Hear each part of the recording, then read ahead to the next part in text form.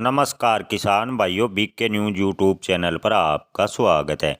लहसुन के ताज़ा भाव तेजी मंदी रिपोर्ट सबसे पहले पाने के लिए चैनल को सब्सक्राइब जरूर कर लें। आइए जानते हैं लहसुन के ताज़ा भाव। प्रयागराज मंडी में लहसुन के भाव रहे 8,000 से 16,151 रुपये प्रति क्विंटल। नासिक मंडी में लहसुन बिका 8,000 से 16,700 रुपये प्रति क्विंटल। कोट्टा मंडी में देसी लहसुन एक्स्ट्रा क्वालिटी के भाव रहे 13,000 से 17,000 रुपये प्रति क्विंटल। गोरखपुर में लहसुन के भाव 7,000 से 15,800 रुपये प्रति क्विंटल। जयपुर में लहसुन के भाव 7,000 से 15,900 रुपये प्रति क्विंटल।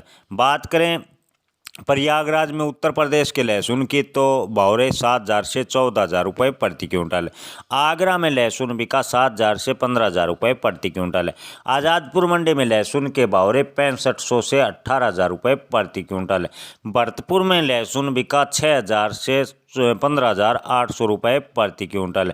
बात करें नीमच मंडी की तो लहसुन के भाव 6500 से 17,000 रुपये प्रति क्विंटल। मंदसौर में लहसुन के भाव 6200 से 16,240 रुपये प्रति क्विंटल। धन्यवाद।